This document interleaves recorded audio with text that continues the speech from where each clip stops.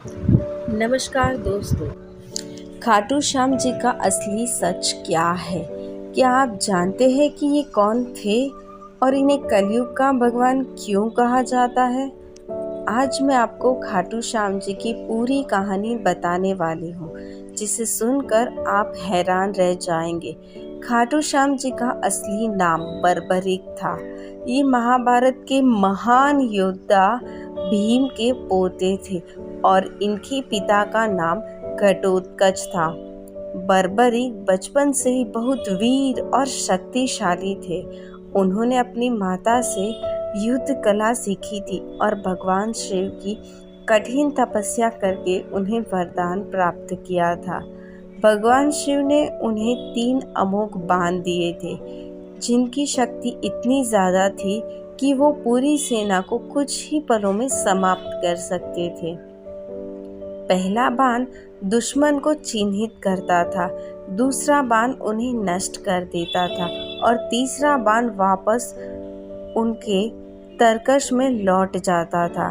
इन्हीं कारणों से इन्हें 3 बाणधारी भी कहा जाता है। महाभारत का युद्ध शुरू होने वाला था, तब बर्बरिक ने अपनी माता से युद्ध में जाने की अनुमति मांगी। उनकी माता ने उन्हें एक वचन लिया कि वो हमेशा हारने वाले के पक्ष की तरफ से ही लड़ेंगे। बर्बरिक ने यह वचन को स्वीकार कर लिया और युद्ध के लिए निकल पड़े। जब भगवान श्री कृष्ण को यह पता चला तो उन्हें चिंता हुई कि अगर बर्बरिक युद्ध में शामिल हो गए तो युद्ध का परिणाम कभी नहीं निकल पाएगा, क्योंकि वो जिस पक्ष को कमज़ोर देखेंगे उसी की तरफ से युद्ध लड़ने लगेंगे और ये युद्ध कभी ख़त्म नहीं होगा और इसका कोई परिणाम नहीं निकल सकता। इसीलिए भगवान श्री कृष्ण ने एक ब्राह्मण का स्वरूप धारण किया और बर्बरिक के सामने प्रकट हुए। उन्होंने बर्बरिक से उनकी शक्ति के बारे में पूछा और फिर उनसे दान मांगने की इच्छा जताई। जब बर्बरिक ने कहा कि आप जो चाहे मांग सकते हैं, तो श्री कृष्ण ने उन्हें उनका सिर मांग लिया। यह सुनकर भी बर्बरिक ने बिना एक पल सोचे अपना सिर दान के लिए तैयार हो गए। लेकिन उन्होंने एक अंतिम इच्छा रखी कि वो महाभारत का पूरा युद्ध देखना चाहेंगे।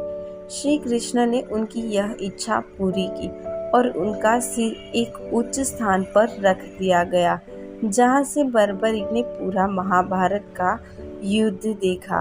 युद्ध समाप्त होने के बाद पांडवों में यह विवाद हुआ कि विजय का श्रेय किसे जाता है।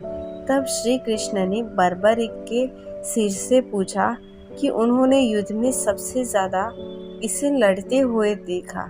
तो बर्बरिक ने उत्तर दिया कि मैंने सिर्फ श्री कृष्ण को हर जगह देखा।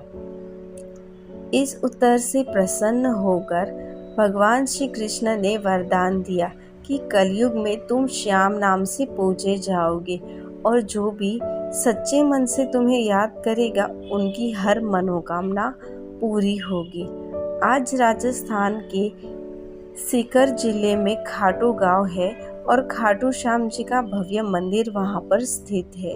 यहाँ हर साल लाखों भक्त दर्शन के लिए आते हैं और अपनी मनोकामनाएं लेकर श्याम बाबा के चरण में झुकाते हैं।